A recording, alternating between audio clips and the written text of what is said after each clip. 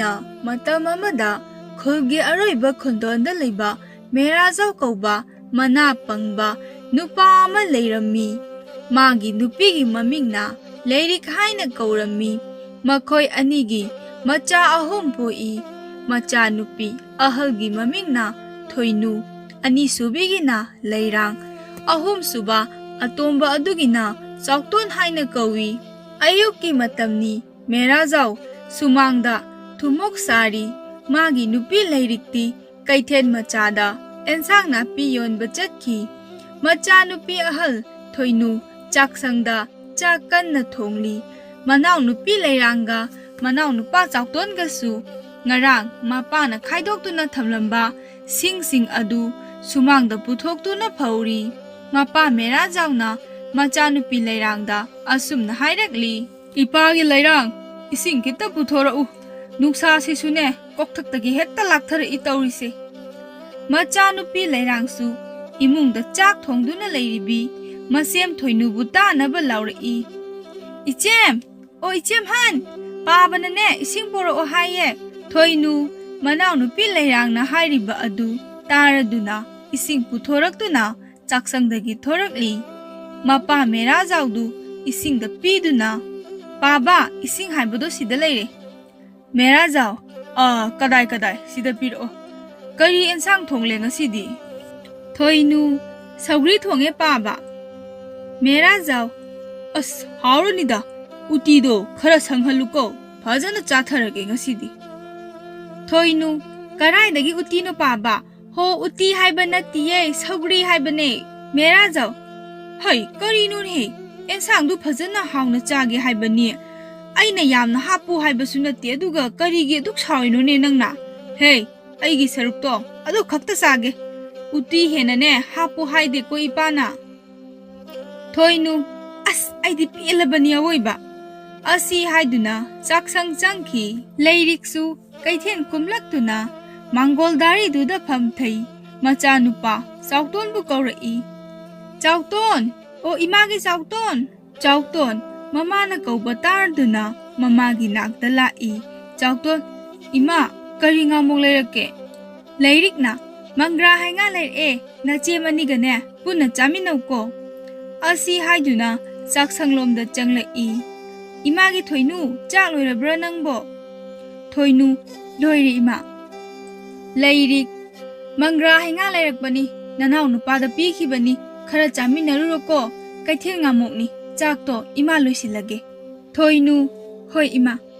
ꯑꯁꯤ ꯍꯥꯏꯗꯨꯅ ꯆꯥꯎꯇꯣꯟꯒꯤ ꯃꯅꯥꯛꯇ ꯆꯠꯈꯤ꯫ ꯆꯥꯎꯇꯣꯟ ꯃꯥꯡꯒꯣꯜꯗ ꯃꯆꯦ ꯂꯩꯔꯥꯡꯒ ꯃꯪꯒ꯭ꯔꯥ ꯍꯩꯉꯥꯟꯗꯨ ꯆꯥꯃꯤꯟꯅꯔꯝꯃꯤ꯫ ꯃꯆꯦ ꯊꯣꯏꯅꯨ ꯎꯕꯗ ꯑꯁꯨꯝꯅ ꯍꯥꯏꯔꯛꯂꯤ, "ꯏꯆꯦꯝꯍꯜ, ꯅꯪꯒꯤ ꯁꯔꯨꯛꯁꯤꯗ ꯂꯩꯔꯦ ꯇꯨ." ꯊꯣꯏꯅꯨꯅ, "ꯁꯤ ꯈꯛꯇ?" ꯆꯥꯎꯇꯣꯟ, "ꯏꯆꯦꯇꯣꯟꯅ ꯂꯣꯏ ꯆꯥꯊꯣꯛꯈ꯭ꯔꯤꯕ." ꯊꯣꯏꯅꯨ, "ꯇꯧꯅꯤꯌꯦ, ꯃꯁꯤ ꯅꯨꯄꯤꯁꯦ ꯃꯊꯤꯕꯣꯡ ꯌꯥꯝ ꯂꯥꯎꯕꯅꯤ." ꯂꯩꯔꯥꯡ, "ꯌꯥꯔꯦ, ꯑꯩꯅ ꯀꯌꯥꯝ ꯆꯥꯔꯗꯅ." ꯁꯤ ꯍꯥꯏꯗꯨꯅ ꯏꯃꯨꯡꯗ ꯐꯠ ꯆꯪꯈꯤ꯫ ꯇꯥꯟꯖꯥꯗꯨꯗ ꯃꯃꯥ ꯂꯩꯔꯤꯛꯅ ꯆꯥꯛꯁꯪꯗꯒꯤ ꯀꯧꯔꯛꯏ, "ꯊꯣꯏꯅꯨ, ꯂꯩꯔꯥꯡ, ꯆꯥꯛ ꯂꯣꯏꯔꯦꯀꯣ, ꯅꯄꯥꯗ ꯍꯥꯏꯔꯝꯃꯨ." ꯊꯣꯏꯅꯨ ꯇꯟꯅ ꯇꯟꯅ ꯃꯄꯥꯒꯤ ꯃꯅꯥꯛꯇ ꯆꯪꯈꯤ꯫ ꯑꯗꯨꯒ ꯑꯁꯨꯝꯅ ꯃꯄꯥꯕꯨ ꯀꯧꯔꯤ, "ꯄꯥꯕ, ꯄꯥꯕꯧ, ꯑꯣ ꯆꯥꯛ ꯂꯣꯏꯔꯦ, ꯁꯦ ꯂꯣꯏꯔꯦ ꯍꯥꯏꯕ." ꯃꯄꯥ ꯃꯦꯔꯥꯖꯥꯎꯅ, "ꯍꯣꯏ, ꯆꯥꯕ ꯍꯧꯔꯝꯃꯣ, ꯏꯄꯥ ꯆꯪꯂꯛꯑꯒꯦ." ꯃꯆꯤꯟ ꯃꯅꯥꯎ ꯑꯍꯨꯝꯗꯨ ꯄꯨꯈꯝ ꯑꯄꯥꯛꯄ ꯑꯃꯗ ꯄꯨꯟꯅ ꯆꯥꯛ ꯆꯥꯃꯤꯟꯅꯔꯤ꯫ ꯉꯥꯏꯍꯥꯛ ꯂꯩꯔꯕ ꯃꯇꯨꯡ ꯃꯄꯥ ꯃꯦꯔꯥꯖꯥꯎꯁꯨ ꯆꯪꯂꯛꯂꯤ꯫ ꯑꯗꯨꯒ ꯍꯥꯏꯔꯛꯏ, ꯀꯗꯥꯏ, ꯑꯩꯒꯤ ꯆꯥꯛꯇꯣ ꯊꯥꯡꯗꯣꯔꯛꯑꯣ." ꯂꯩꯔꯤꯛ ꯃꯄꯨꯔꯣꯏꯕꯒꯤ ꯆꯥꯛ ꯊꯥꯡꯗꯣꯔꯛꯏ꯫ ꯑꯦꯟꯁꯥꯡꯗꯨ ꯎꯕꯗ ꯃꯦꯔꯥꯖꯥꯎꯅ, "ꯀꯔꯤꯅꯣꯅꯦꯍꯦ, ꯎꯇꯤ ꯊꯣꯡꯉꯤ ꯍꯥꯏꯔꯒ ꯁꯧꯒ꯭ꯔꯤ ꯄꯨꯊꯣꯔꯛꯏꯁꯤꯕꯣ?" ꯂꯩꯔꯤꯛꯅ, "ꯍꯧꯔꯦꯗꯅ ꯃꯥꯒꯤ ꯁꯦꯔꯥꯟ ꯇꯨꯔꯥꯟ ꯇꯥꯕꯤꯁꯦ." ꯂꯩꯔꯤꯛꯅ, "ꯍꯣ, ꯃꯈꯣꯏ ꯃꯄꯥ ꯎꯇꯤ ꯊꯣꯡꯉꯤ ꯍꯥꯏꯕ ꯅꯠꯇꯤꯌꯦ, ꯁꯧꯒ꯭ꯔꯤ ꯊꯣꯡꯉꯦ ꯍꯥꯏꯕꯅꯦ, ꯑꯣ ꯅꯪꯅ ꯂꯥꯟꯅ ꯇꯥꯕꯅꯦ." ꯃꯦꯔꯥꯖꯥꯎ, ꯌꯥꯔꯦ, ꯑꯩ ꯆꯥꯕ ꯍꯧꯔꯦꯀꯣ." ꯑꯁꯤ ꯍꯥꯏꯗꯨꯅ ꯇꯨꯃꯤꯟꯅ ꯆꯥꯕ ꯍꯧꯋꯤ꯫ ꯑꯁꯨꯝꯅ ꯃꯃꯥ ꯂꯩꯔꯤꯛꯁꯨ ꯃꯆꯥꯁꯤꯡꯒ ꯄꯨꯟꯅ ꯆꯥꯛꯇꯨ ꯆꯥꯃꯤꯟꯅꯗꯨꯅ ꯂꯨꯈꯥꯛ ꯆꯒꯨꯝ ꯑꯗꯨ ꯃꯃꯥꯅ ꯂꯣꯏꯁꯤꯟꯕꯤꯔꯝꯃꯤ꯫ ꯅꯨꯡꯊꯤꯟꯒꯤ ꯃꯇꯝꯅꯤ꯫ ꯊꯣꯏꯅꯨ ꯑꯃꯗꯤ ꯂꯩꯔꯥꯡꯗꯨ ꯃꯅꯥ ꯑꯗꯨꯋꯥꯏꯗ ꯂꯩꯕ ꯆꯤꯡꯌꯥꯗꯨꯗ ꯑꯦꯟꯁꯥꯡ ꯊꯤꯕ ꯆꯠꯂꯤ꯫ Leirangna Ichemhan pirukse ngasidi yam panba udebo Thoinuna adune khara yamna hekpa phangladi nungaidawni Machin Manao anidu wari sana duna hayeng mama na kaithenda pugadaba ensang napi singadu thiminari asumna numidang wairam yaurakpada Thoinu amadi Leirang mayum tamna halakri chingyagi lambi mapalda khuladugi amuza koba pakhang ama makhoi Machin Manao anibu lakpa ngaijarami Puksaw leibadu ubada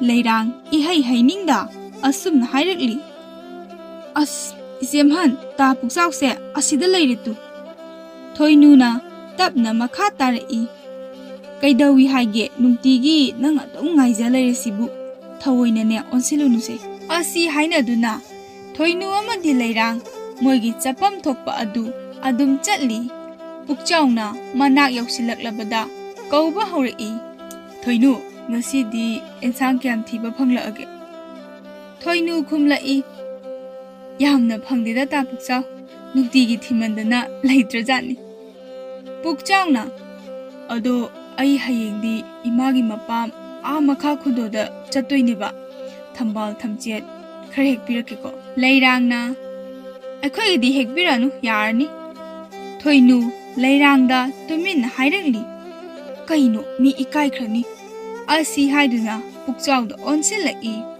ta Pukchaw heglao kuire thamcheka do chakhidaba thambaldo laida katke numdang wairam halaktoi natro Pukchaw harauna hoi mayam heglake Leirang amuk makha tarai adu oiradi thamchet ariba amubado khayam heglo Leirangdu hai kai haidokluraga ikairap tawi Thoinuna ta Pukchaw chalage ko adudi asi haiduna mayum tamna halakli mama leiriktu mapa merazawga sumangda launaduna leirami leirikna aidi pelabani aina ama haini man ama khumlakani tawrise Merazaw hey nupi nang mi usit mandiko matungdane adumain hailakanu thorai macha sidi Leirangna ima kaigino pabaga khatnaridi Leirikna khangdreda aina ama hai napana ama tai koka se ngaure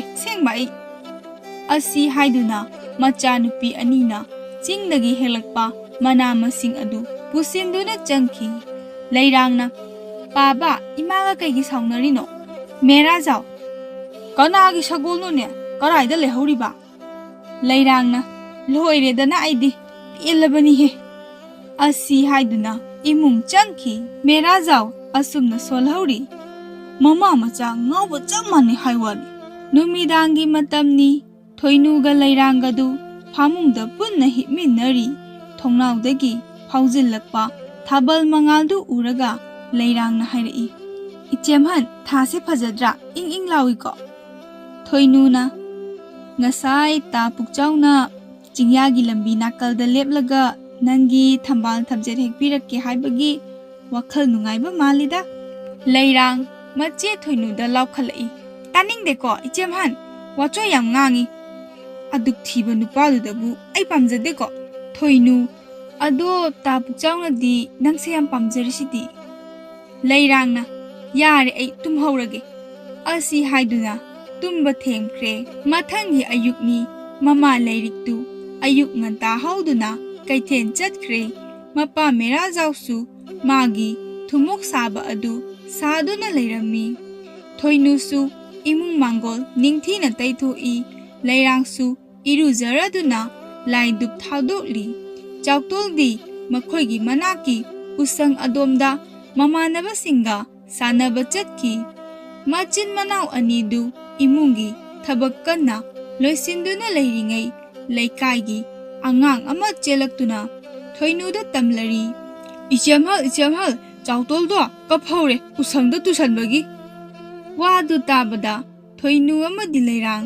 usang tamna lakli chawtolsu kapadi kaplamdre peri tawduna leirami Leirangna kanana tawino chawton na asigi ukaksida khongset loksalaga turiba Thoinuna yarese lao yumdane ꯏꯆꯦꯝꯍꯜ ꯍꯤꯗꯥꯛ ꯁꯦꯝꯕꯤꯔꯒꯦ.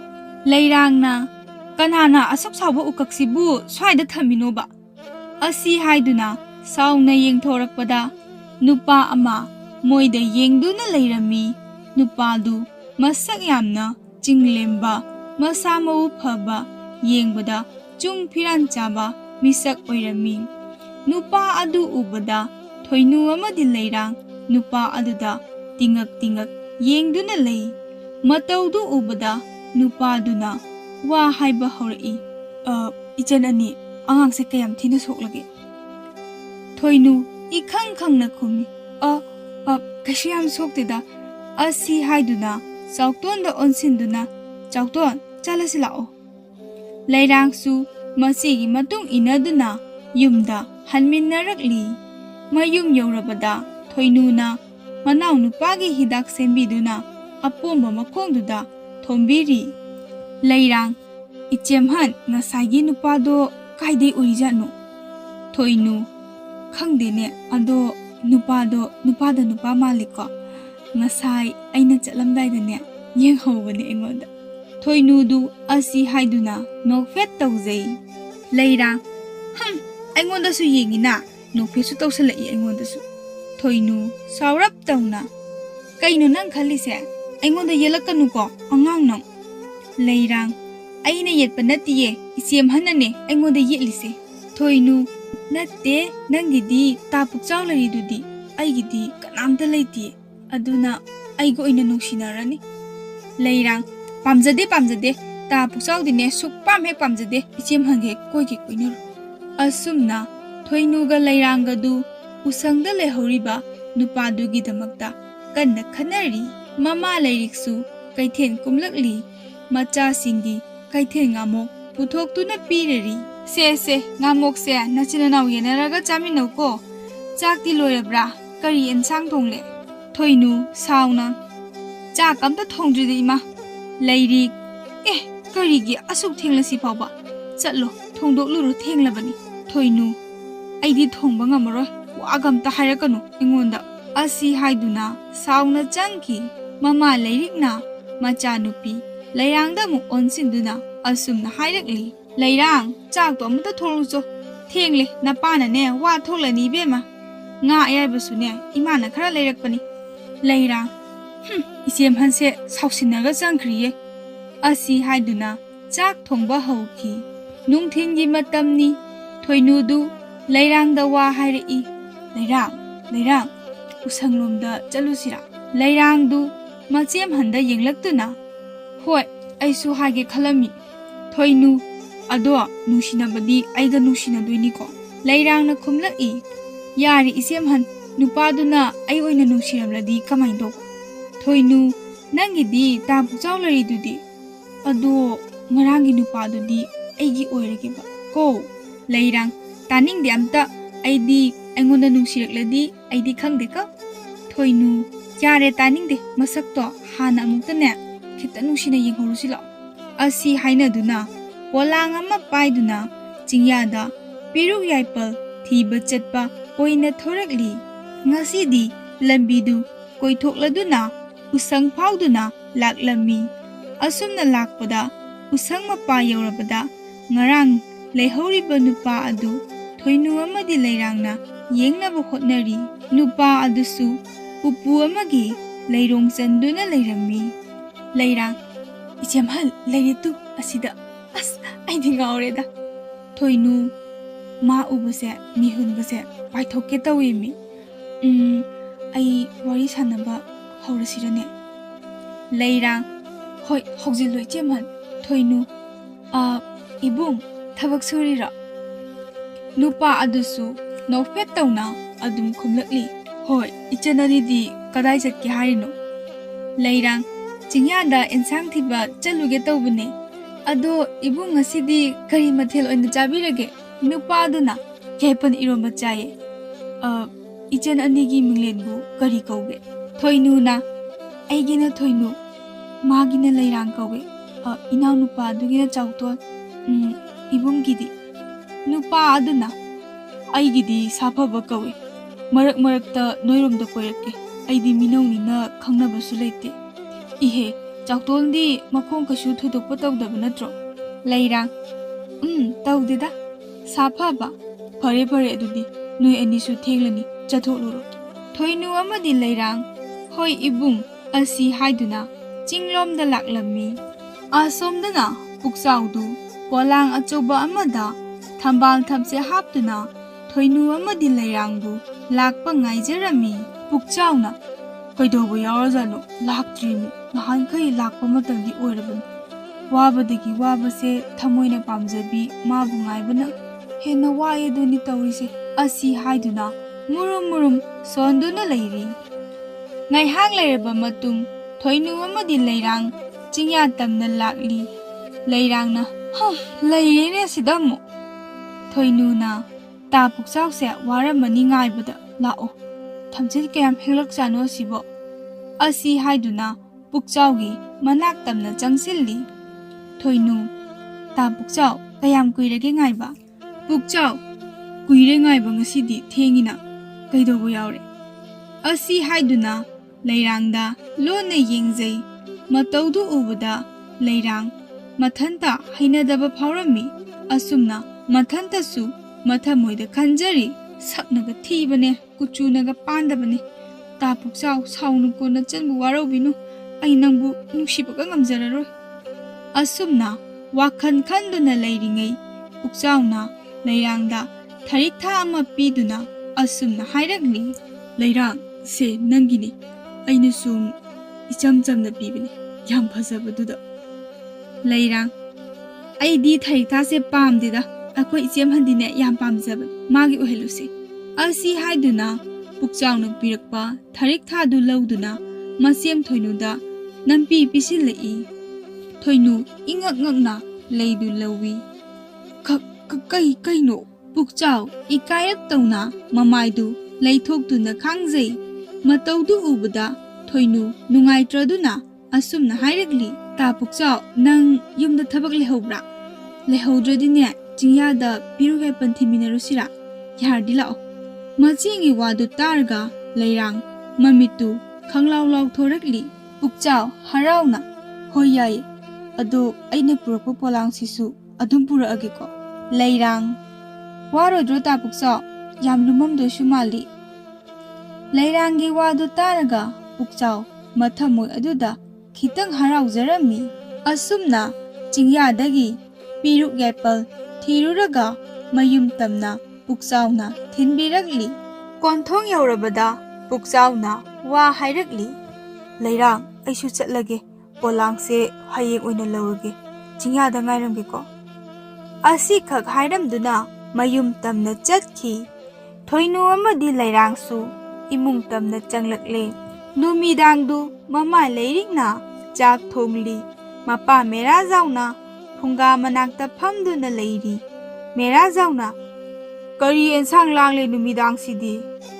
ꯃꯃꯥ ꯂꯩꯔꯤꯛꯅ: ꯍꯣ, ꯄꯥꯟꯁꯦ ꯏꯔꯣꯜꯂꯒꯦ꯫ ꯃꯦꯔꯥꯖꯥꯎꯅ: ꯊꯥꯡꯖꯤꯡ ꯍꯥꯞꯄꯨꯗꯅ, ꯂꯩꯇ꯭ꯔꯕ꯭ꯔꯣ? ꯄꯥꯟ ꯏꯔꯣꯜꯂꯕꯗꯤ ꯊꯥꯡꯖꯤꯡ ꯍꯥꯞꯄꯁꯤ ꯍꯥꯎꯕꯅꯤꯅꯦ꯫ ꯂꯩꯔꯤꯛꯅ: ꯍꯩꯃꯥ, ꯀꯔꯤ ꯅꯨꯃꯤꯠꯅꯣ ꯉꯁꯤꯗꯤ? ꯑꯩꯅꯒ ꯍꯥꯏꯕ ꯋꯥꯁꯦ ꯃꯣꯏ ꯕꯕꯥꯁꯦ ꯇꯥꯕꯤꯔꯝꯃꯤꯅ꯫ ꯃꯦꯔꯥꯖꯥꯎ: ꯍꯩ, ꯅꯨꯃꯤꯗꯥꯡꯗꯤ ꯅꯈꯣꯏꯅ ꯉꯥꯡꯕꯁꯦ ꯈꯔ ꯇꯥꯏꯅꯦ, ꯑꯌꯨꯛ ꯅꯨꯡꯊꯤꯟꯗꯗꯤ ꯃꯤꯅꯤꯟꯅꯅꯤ ꯈꯪꯗꯦ, ꯇꯥꯕ ꯋꯥꯏꯅꯦ꯫ ꯑꯍꯜ ꯑꯣꯏꯕꯁꯦ ꯐꯖꯐꯝ ꯂꯩꯕ ꯅꯠꯇꯦꯅꯦ꯫ ꯑꯁꯨꯝꯅ ꯅꯨꯃꯤꯗꯥꯡꯗꯨ ꯆꯥꯛ ꯄꯨꯟꯅ ꯆꯥꯃꯤꯟꯅꯗꯨꯅ ꯄꯣꯊꯥꯅꯕ ꯍꯥꯏꯗꯨꯅ ꯆꯪꯅꯔꯝꯃꯤ꯫ ꯃꯃꯥ ꯂꯩꯔꯤꯛꯅ ꯃꯆꯥ ꯅꯤꯡꯉꯣꯜ ꯑꯅꯤꯒꯤ ꯀꯥꯗ ꯆꯪꯂꯛꯇꯨꯅ ꯍꯥꯏꯔꯛꯏ: ꯏꯃꯥꯒꯤ ꯊꯣꯏꯅꯨ, ꯂꯩꯔꯥꯡ, ꯇꯨꯝꯂꯕ꯭ꯔꯣ ꯅꯣꯏ ꯑꯅꯤꯕꯣ? ꯂꯩꯔꯥꯡꯅ: ꯇꯨꯝꯗ꯭ꯔꯤꯃꯥ, ꯀꯩ ꯍꯥꯏꯒꯦ? ꯃꯃꯥ ꯂꯩꯔꯤꯛꯅ ꯃꯈꯥ ꯇꯥꯔꯛꯏ: ꯉꯥꯏꯈꯣ, ꯃꯥꯒꯤ ꯄꯨꯛꯆꯥꯎ ꯍꯥꯏꯗꯨꯅ ꯊꯝꯕꯥꯜ ꯇꯝꯆꯦꯠꯀ ꯄꯤꯔꯛꯏꯁꯤ ꯀꯩꯅꯣꯝ ꯂꯩꯔꯝꯅꯤꯀꯣ ꯅꯣꯏ? ꯊꯣꯏꯅꯨꯅ ꯑꯁꯨꯝꯅ ꯈꯨꯝꯂꯛꯂꯤ: ꯏꯃꯥ, ꯑꯩꯈꯣꯏ ꯂꯩꯔꯥꯡꯁꯦ ꯇꯥ ꯄꯨꯛꯆꯥꯎꯅ ꯀꯩꯅꯣꯝ ꯈꯟꯕꯅꯤ꯫ ꯃꯃꯥ ꯂꯩꯔꯤꯛꯅ: ꯐꯩꯅꯦ, ꯃꯔꯝ ꯃꯣꯛꯈ꯭ꯔꯕ ꯃꯤꯅꯤꯅꯦ, ꯁꯨꯕ ꯅꯣꯝꯕꯅ ꯀꯟꯈ꯭ꯔꯕ ꯏꯃꯨꯡꯅꯤ, ꯃꯕꯨꯛ ꯃꯄꯥꯎꯅ ꯐꯈ꯭ꯔꯕ, ꯃꯣꯏꯒꯤꯅꯦ ꯏꯅꯝꯃ ꯁꯅꯥꯍꯟꯕꯤꯗꯨꯁꯨꯅꯦ ꯑꯣꯟꯊꯣꯛꯅ ꯐꯈ꯭ꯔꯕ ꯃꯤꯅꯤꯅꯦ꯫ ꯂꯩꯔꯥꯡ: ꯇꯥꯅꯤꯡꯗꯦꯀꯣ ꯏꯃꯥ, ꯑꯩꯅꯦ ꯃꯥꯒꯤ ꯇꯥ ꯄꯨꯛꯆꯥꯎꯗꯣ ꯁꯨꯛꯄꯥꯝ ꯍꯦꯛ ꯄꯥꯝꯖꯗꯦꯀꯣ, ꯁꯛꯅꯦꯅ ꯈꯔ ꯐꯖꯔꯗꯤ ꯐꯩ꯫ ꯃꯃꯥ ꯂꯩꯔꯤꯛꯅ: ꯍꯦ, ꯌꯨꯝ ꯄꯥꯟꯕ ꯍꯥꯏꯕꯁꯦ ꯂꯥꯏꯗꯕꯅꯤꯀꯣ ꯁꯨꯅꯤꯡ ꯅꯣꯝꯅꯤꯡꯕ ꯅꯨꯄꯥ ꯈꯜꯂꯨ ꯃꯁꯛꯇ ꯈꯟꯒꯅꯨ ꯊꯣꯏꯅꯨ ꯑꯗꯨꯅꯤ ꯏꯃꯥ ꯇꯥ ꯄꯨꯛꯆꯥꯎꯗꯣ ꯌꯥꯝ ꯐꯩꯌꯦꯕꯀꯣ ꯂꯩꯔꯥꯡ ꯁꯥꯎꯅ ꯂꯥꯎꯈꯠꯂꯛꯏ ꯑꯁ ꯌꯥꯔꯦ ꯇꯥꯅꯤꯡꯗ꯭ꯔꯦ ꯄꯨꯛꯆꯥꯎ ꯅꯣꯏꯒ ꯍꯦꯛ ꯂꯩꯃꯤꯟꯅꯔꯨꯔꯣ ꯑꯩ ꯇꯨꯝꯃꯒꯦꯀꯣ ꯑꯁꯤ ꯍꯥꯏꯔꯝꯗꯨꯅ ꯐꯩꯖꯨꯞ ꯆꯤꯡꯈꯠꯇꯨꯅ ꯍꯤꯞꯈꯤ ꯑꯁꯨꯝꯅ ꯃꯇꯝ ꯈꯔ ꯍꯧꯈ꯭ꯔꯦ ꯊꯣꯏꯅꯨ ꯑꯃꯗꯤ ꯂꯩꯔꯥꯡ ꯁꯥꯐꯕꯕꯨ ꯂꯣꯟꯅ ꯌꯦꯡꯖꯔꯝꯃꯤ ꯅꯣꯡꯃꯒꯤ ꯅꯨꯃꯤꯠꯅꯤ ꯊꯣꯏꯅꯨꯒ ꯂꯩꯔꯥꯡꯒꯗꯨ ꯁꯥꯐꯕꯒꯤꯅꯤ ꯍꯥꯏꯗꯨꯅ ꯍꯩꯀ꯭ꯔꯨ ꯄꯨꯗꯨꯅ ꯎꯁꯪꯂꯣꯝꯗ ꯂꯥꯛꯂꯝꯃꯤ ꯁꯥꯐꯕ ꯊꯕꯛ ꯇꯧꯗꯨꯅ ꯂꯩꯔꯝꯃꯤ ꯊꯣꯏꯅꯨ ꯏꯕꯨꯡ ꯊꯕꯛ ꯌꯥꯝ ꯀꯜꯂꯤꯀꯣ ꯁꯥꯐꯕ ꯊꯕꯛ ꯁꯨꯗ꯭ꯔꯗꯤ ꯑꯩꯗꯤ ꯄꯩꯁꯥ ꯀꯃꯥꯏꯅ ꯐꯪꯗꯣꯏꯕ ꯑꯉꯥꯎꯕꯤꯁꯤꯗꯤ ꯑꯁꯤ ꯍꯥꯏꯗꯨꯅ ꯍꯥꯏꯐꯦꯠꯇꯃꯛ ꯅꯣꯛꯏ ꯁꯥꯐꯕꯒꯤ ꯍꯥꯏꯐꯦꯠ ꯅꯣꯛꯄ ꯃꯤꯅꯣꯛꯇꯨ ꯎꯔꯒ ꯊꯣꯏꯅꯨ ꯑꯃꯗꯤ ꯂꯩꯔꯥꯡ ꯃꯊꯃꯣꯏ ꯑꯗꯨ ꯏꯔꯥꯡ ꯍꯧꯖꯔꯝꯃꯤ ꯑꯁꯨꯝꯅ ꯃꯈꯣꯏ ꯑꯍꯨꯝ ꯍꯩꯀ꯭ꯔꯨ ꯆꯥꯃꯤꯟꯅꯗꯨꯅ ꯅꯨꯡꯉꯥꯏꯕ ꯋꯥꯔꯤ ꯁꯥꯗꯨꯅ ꯁꯥꯐꯕꯁꯨ ꯊꯕꯛ ꯁꯨꯗꯨꯅ ꯂꯩꯍꯧꯔꯤ ꯊꯣꯏꯅꯨ ꯑꯃꯗꯤ ꯂꯩꯔꯥꯡꯁꯨ ꯃꯌꯨꯝ ꯇꯝꯅ ꯍꯜꯂꯛꯂꯤ ꯁꯣꯝꯗꯅ ꯄꯨꯛꯆꯥꯎꯗꯨ ꯂꯩꯔꯥꯡꯅ ꯃꯥꯕꯨ ꯀꯌꯥ ꯍꯩꯅꯤꯡꯗꯕ ꯃꯇꯧꯗꯨ ꯎꯔꯒ ꯋꯥꯈꯜꯗꯨ ꯅꯨꯡꯉꯥꯏꯖꯔꯝꯗꯦ ꯃꯊꯃꯣꯏꯗ ꯑꯁꯨꯝꯅ ꯈꯟꯖꯔꯝꯃꯤ ꯑꯩꯁꯦ ꯌꯥꯝ ꯂꯦꯝꯗꯕ ꯑꯣꯏꯅ ꯎꯈ꯭ꯔꯖꯥꯠꯂ ꯂꯩꯔꯥꯡꯅ ꯈꯪꯗ꯭ꯔꯦꯗ ꯀꯔꯤ ꯍꯥꯏꯅ ꯍꯥꯏꯔꯒ ꯊꯦꯝꯗꯣꯏꯅꯣ ꯄꯨꯛꯆꯥꯎ ꯉꯁꯤꯁꯨ ꯍꯥꯟꯅꯒꯤ ꯃꯇꯧꯒꯨꯝ ꯆꯤꯡꯌꯥꯒꯤ ꯂꯝꯕꯤ ꯅꯥꯀꯜꯗ ꯂꯩꯔꯥꯡꯕꯨ ꯉꯥꯏꯔꯤ ꯉꯥꯏꯍꯥꯛ ꯑꯁꯨꯝ ꯉꯥꯏꯔꯕ ꯃꯇꯨꯡ ꯂꯩꯔꯥꯡ ꯃꯆꯦ ꯊꯣꯏꯅꯨꯒ ꯄꯨꯟꯅ ꯃꯍꯧꯁꯥꯒꯨꯝ ꯆꯤꯡꯌꯥꯗ ꯑꯦꯟꯁꯥꯡ ꯊꯤꯕ ꯂꯥꯛꯂꯝꯃꯤ ꯄꯨꯛꯆꯥꯎ ꯎꯕꯗ ꯃꯆꯦ ꯊꯣꯏꯅꯨꯅ ꯍꯩꯃꯥ ꯇꯥ ꯄꯨꯛꯆꯥꯎꯁꯦ ꯉꯁꯤꯗꯤ ꯉꯥꯏꯔꯝꯃꯤꯅ ꯃꯁꯤꯒꯤ ꯋꯥꯗꯨ ꯇꯥꯔꯒ ꯂꯩꯔꯥꯡ ꯃꯁꯛꯁꯤꯒ ꯑꯁꯤ ꯍꯥꯏꯗꯨꯅ ꯃꯥꯒꯤ ꯆꯠꯐꯝ ꯊꯣꯛꯄ ꯇꯨꯃꯤꯟꯅ ꯑꯗꯨꯝ ꯆꯠꯂꯤ ꯊꯣꯏꯅꯨꯅ ꯍꯥꯟꯅ ꯀꯧꯕ ꯍꯧꯋꯤ ꯇꯥ ꯄꯨꯛꯆꯥꯎ ꯅꯍꯥꯟꯈꯩꯗꯤ ꯎꯗꯦꯅ ꯀꯥꯏ ꯆꯠꯂꯨꯔꯒꯦ ꯅꯪ ꯂꯩꯔꯝꯅꯤ ꯈꯪꯗꯕꯅꯤꯅꯅꯦ ꯄꯣꯂꯥꯡꯗꯨꯁꯨ ꯄꯨꯔꯛꯇ꯭ꯔꯦ ꯉꯁꯤꯗꯤ ꯄꯨꯛꯆꯥꯎ ꯀꯩꯁꯨ ꯀꯥꯏꯗꯦꯗ ꯀꯣꯟꯅ ꯂꯧꯔꯁꯨ ꯌꯥꯏꯗ ꯑꯗꯣ ꯄꯤꯔꯨꯛ ꯑꯦꯄꯜ ꯊꯤꯕꯗꯣ ꯑꯩꯁꯨ ꯌꯥꯎꯕꯤꯒꯦ ꯂꯩꯔꯥꯡꯅ ꯃꯔꯛ ꯐꯠ ꯊꯠꯂꯤ ꯌꯥꯔꯅꯤꯗ ꯑꯩꯈꯣꯏ ꯑꯗꯨꯝ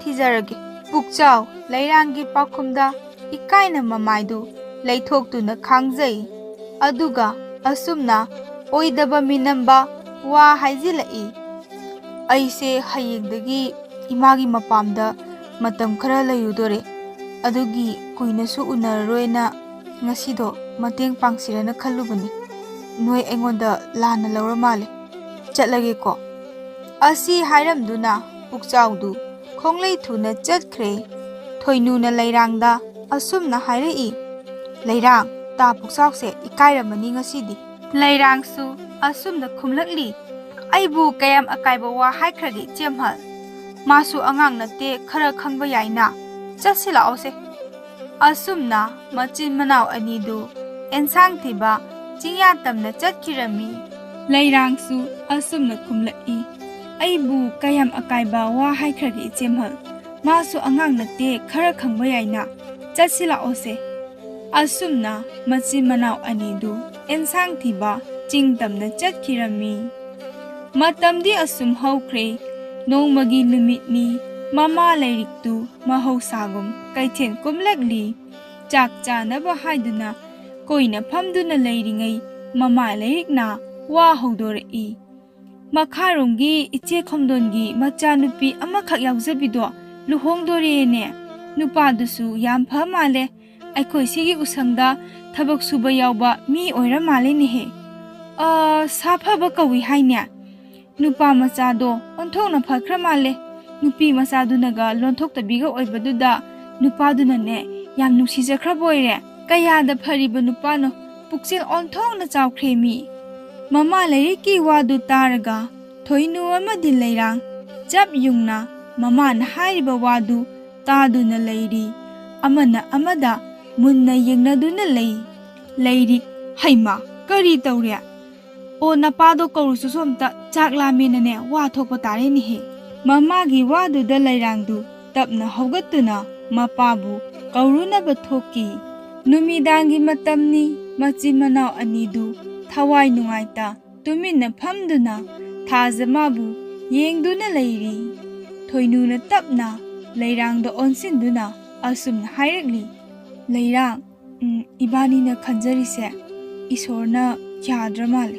Leirang su tapna adum khumlai. Ta pukchawda aina lankhiba mayamdugi mahai ora male ichemhan. Thoinu, nangidi ta pukchaw leiri. Aigidi kadai kanamtanasu nuksi haibirakte. Aidi khaluragane nungaibanga khangdrida awoiba. Asomdana pukchawdu leirangna mahakpu kaya thawoidaba adu khanjiluraga nungaitaba phawrami. Aduga asumna khalami amuk hanna leirangi manakta chatlaroige haina. Leirangdi pukchawbu ningsingba nongma nongmagi hengalakli. Masem thoinuda asumna haijari. Ichemhal ta pukchawdo suklak lakhidre. Aingonda sawkhra male. Adu moida polang piba saraga amta chatlusiba. Thoinu, haima natte nangbu ta pukchawdo sukpam pamjade suknung side kaina haikidaine. Hojikna kaidoraba? Leirang, ichemhal seba ai horenne imugi thabak loishinbigeba amta chaluseba. Pukchawgi yumdani pukchawgi mama sana hanbidu phi khara pukrida suduna leiri. Leiranga thoinuga su pukchawgi sumangda leptuna leiri. Thoinu, kana kana leige ta pukchaw. Sana hanbina, ho kanano pukrida leini he aidi. Thoinu, ine ta pukchaw leitro polang thilakpane. Sana hanbina, madi labukta chatkine. Lao sida phamu laune. Nachina naudi onthok na chang manana phajakreda. Maramna maramo iba lekai sidane noi animuk maramok palaite hainaribani. Namana kathen chakrabasu imung manungi thaba ingkang sit nana loisalido icha ani dia. Thoinu, inebu kaidauramino hojikpo. Sana hanbina, phi surambani inedi. Leirang, phi do ai sudok piramage. Thoinu su mateng pangsili. Ine akhoi subiramage. Sana hanbidu harauna. Aidi hairibani ni he. Phi se amukta sudok piramu. Ine noigine haira khara hekpiruge ko. Leirang, yarani da ine. Sana hanbi, yade ine hekpiruge ko. Asi haiduna haira hekpa chatki. Thoinuna, thabak phabi taungambi suro phido. Talak aduda pukchawsu labuktagi karaktuna khudai ama puduna pukri tamna lai. Thoinuga leirangadu leirambadu uraga pukchaw mamit laukthokduna yengduna lei. Ngasi thajadana leirangna magi phiga subiramba aduda pukchaw yamna sungakpa phawrami. Mataudu uraduna thoinuna hana wa haiba haurai. Ta pukchaw polang thinba lakpane. Aduda inedo phi sura leirame. Aikhoi leirangse nungaitra male mana subigenane suriba. Ado inenane hayekba jatkhibaneba. Ai haisingdo amta yenglukhige ko. Asi haiduna thoinudu mafamdudagi chatki. Pukchaw ngasidi tanja ama phangjare khanjaduna leirangi manakta changsillaktuna wa haiba haurakli. Pukchaw, leirang, aina di nakse yam nungsijarure. Nangnadi kari khalino ai khangde. Ado ngasidi asengma pakum ama pame. Leirang su ikaina tapna khumlakli. Ta pukchaw ai nangna haibado yare. Asi haiduna nonthaduna leiki. Pukchaw su yamna harauna asumna hairagli. Leirang, asengbaira ai hayek jingada nangbu ngairamgiko. Leirang, haiduna mangaktamak nomi. Asumna thoinu amadi leirang su mayumda halakle. Numidang wairamni leirang amadi thoinu jingyada mahoksagum ensang thiba laklammi. Pukchaw su magi mamagi machanupa pamenga punna leirangbu ngaiminarami. Makhoi mari pulap jingyada thengnarare.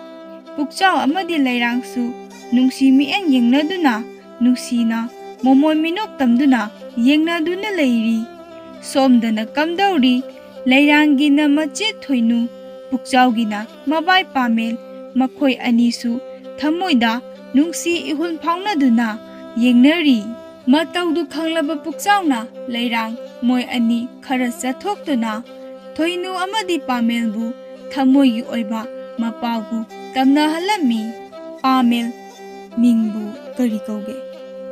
ꯊꯣꯏꯅꯨꯁꯨ ꯑꯗꯨꯝ ꯇꯞꯅ ꯈꯨꯝꯂꯛꯂꯤ, ꯊꯣꯏꯅꯨ ꯀꯧꯏ꯫ ꯄꯥꯃꯦꯜ ꯑꯃꯨꯛ ꯃꯈꯥ ꯇꯥꯔꯛꯏ, ꯑꯩꯒꯤꯅ ꯄꯥꯃꯦꯜ, ꯑꯗꯣ ꯂꯥꯟꯅꯗꯤ ꯂꯧꯒꯅꯨ, ꯀꯔꯤꯒꯨꯝꯕ ꯑꯝꯇ ꯍꯥꯏꯒꯦ꯫ ꯊꯣꯏꯅꯨ, ꯌꯥꯏꯌꯦ, ꯀꯩ ꯋꯥꯅꯣ? ꯄꯥꯃꯦꯜ, ꯅꯪꯒꯤ ꯊꯃꯣꯏꯅ ꯈꯣꯏꯗꯥꯖꯕ ꯍꯥꯏꯗꯤ ꯅꯨꯡꯁꯤꯅꯕꯒ ꯂꯩꯕ꯭ꯔꯣ? ꯊꯣꯏꯅꯨ ꯇꯞꯅ ꯑꯗꯨꯝ ꯈꯨꯝꯂꯛꯂꯤ, ꯂꯩꯇꯤꯌꯦ, ꯄꯨꯟꯁꯤꯒꯤ ꯀꯅꯥꯒꯨꯝꯕ ꯑꯃꯠꯇꯅ ꯅꯨꯡꯁꯤ ꯐꯣꯡꯂꯛꯇ꯭ꯔꯤ ꯉꯁꯤ ꯐꯥꯎꯕꯗ꯫ ꯄꯥꯃꯦꯜ, ꯑꯗꯨꯗꯤ ꯑꯩ ꯅꯪꯕు ꯅꯨꯡꯁꯤ, ꯌꯥꯔꯕꯣ? ꯂꯥꯟꯅ ꯂꯧꯅꯨꯀꯣ, ꯅꯪꯕꯨ ꯑꯍꯥꯟꯕ ꯎꯕ ꯃꯤꯀꯨꯞꯇ ꯊꯃꯣꯏꯗ ꯀꯩꯅꯣꯝꯃꯗꯤ ꯐꯥꯎꯏ, ꯑꯗꯨꯒ ꯑꯩꯁꯦ ꯏꯃꯥꯅ ꯄꯥꯈꯪ ꯁꯔꯤ ꯑꯣꯏꯗꯨꯅ ꯑꯗꯨꯝ ꯂꯩꯔꯦꯅꯅꯦ, ꯑꯩꯁꯦ ꯏꯃꯥ ꯈꯠꯅꯔꯒ ꯁꯥꯎꯅꯔꯒ ꯌꯨꯝꯗꯩ ꯊꯣꯛꯂꯛꯄꯅꯤ, ꯆꯠꯐꯝ ꯂꯩꯇꯗꯅ ꯑꯩꯈꯣꯏ ꯃꯥꯃꯣꯏꯗ ꯂꯥꯛꯄꯅꯤ꯫ ꯑꯗ ꯄꯨꯛꯆꯥꯎꯒ ꯁꯨꯝ ꯂꯩꯔꯥꯡ ꯊꯦꯡꯅꯔꯨꯁꯦꯅ ꯂꯥꯛꯄꯗ ꯑꯩꯁꯨ ꯅꯪꯕꯨ ꯎꯔꯨꯔꯦ꯫ ꯑꯩꯗꯤ ꯋꯥ ꯉꯥꯡꯕꯁꯨ ꯀꯌꯥ ꯍꯩꯇꯦ, ꯂꯥꯟꯅ ꯂꯧꯅꯨ, ꯑꯩ ꯅꯪꯕꯨ ꯊꯃꯣꯏ ꯁꯦꯡꯅ ꯅꯨꯡꯁꯤꯔꯨꯔꯦ꯫ ꯊꯣꯏꯅꯨ ꯅꯣꯛꯐꯦꯠ ꯇꯧꯅ, ꯑꯩꯒꯤꯗꯤ ꯄꯨꯟꯁꯤꯒꯤ ꯑꯍꯥꯟꯕ ꯅꯨꯡꯁꯤ ꯍꯥꯏꯔꯛꯄꯁꯦ ꯁꯣꯝꯅ ꯑꯣꯏꯔꯕꯅꯤꯅ ꯑꯩꯒꯤ ꯊꯃꯣꯏꯁꯦ ꯉꯁꯤꯗꯒꯤ ꯅꯪꯉꯣꯟꯗ ꯄꯤꯊꯣꯛꯆꯔꯦ꯫ ꯄꯥꯃꯦꯜ ꯍꯔꯥꯎꯅ ꯃꯈꯥ ꯇꯥꯔꯛꯏ, ꯑꯗꯨꯗꯤ ꯅꯣꯏ ꯌꯨꯝꯗ ꯑꯩꯈꯣꯏꯒꯤ ꯏꯃꯥ ꯕꯥꯕꯥ ꯊꯥꯔꯛꯑꯒꯦꯀꯣ꯫ ꯊꯣꯏꯅꯨ, ꯊꯨꯃꯟꯗ꯭ꯔꯥ ꯑꯗꯨꯗꯤ? ꯄꯥꯃꯦꯜ ꯃꯈꯥ ꯑꯃꯨꯛ ꯇꯥꯔꯛꯏ, ꯏꯃꯥꯅ ꯑꯩꯁꯦ ꯅꯨꯄꯤ ꯊꯤꯔꯣꯅ ꯈꯥꯡꯉꯝꯗꯦ, ꯏꯃꯥꯅ ꯃꯃꯧ ꯅꯨꯄꯤ ꯎꯅꯤꯡꯉꯦꯅ, ꯑꯗꯨꯅ ꯑꯩꯗꯤ ꯌꯥꯝ ꯊꯨꯅ ꯍꯣꯡꯅꯤꯡꯂꯕ꯫ ꯊꯣꯏꯅꯨ ꯄꯥꯃꯦꯜꯒꯤ ꯄꯥꯎꯈꯨꯝ ꯄꯤꯕ ꯉꯝꯗꯦ, ꯅꯣꯛꯐꯦꯠꯇꯃꯛ ꯇꯧꯅ ꯑꯗꯨꯝ ꯂꯩꯔꯤ꯫ ꯄꯥꯃꯦꯜ, ꯊꯣꯏꯅꯨ, ꯑꯁꯦꯡꯕ ꯑꯝꯇ ꯍꯥꯏꯔꯛꯑꯣ, ꯌꯥꯔꯕ꯭ꯔꯥ? ꯊꯣꯏꯅꯨ ꯇꯞꯅ ꯄꯥꯎꯈꯨꯝ ꯄꯤꯔꯛꯏ, ꯌꯥꯔꯦ, ꯑꯗꯣ ꯑꯩꯒꯤ ꯃꯤꯡ ꯊꯣꯏꯅꯨ ꯀꯧꯋꯦꯁꯦ ꯀꯃꯥꯏꯅ ꯈꯪꯉꯤꯅꯣ? ꯄꯥꯃꯦꯜ, ꯄꯨꯛꯆꯥꯎꯅ ꯉꯁꯥꯏ ꯅꯣꯏ ꯑꯅꯤ ꯂꯥꯛꯄꯗꯣ ꯑꯗꯨꯗ ꯃꯁꯛ ꯇꯥꯛꯏꯕ꯫ ꯊꯣꯏꯅꯨ ꯄꯥꯃꯦꯜꯒꯤ ꯋꯥꯍꯩꯗꯨ ꯇꯥꯔꯒ ꯊꯋꯥꯏ ꯇꯥꯅ ꯅꯣꯛꯆꯔꯤ꯫ ꯑꯁꯨꯝꯅ ꯊꯣꯏꯅꯨ, ꯄꯥꯃꯦꯜ, ꯂꯩꯔꯥꯡ, ꯄꯨꯛꯆꯥꯎ ꯅꯨꯡꯁꯤꯅꯅ ꯅꯨꯡꯉꯥꯏ ꯌꯥꯏꯐꯅ ꯄꯥꯟꯈꯤꯔꯝꯃꯤ꯫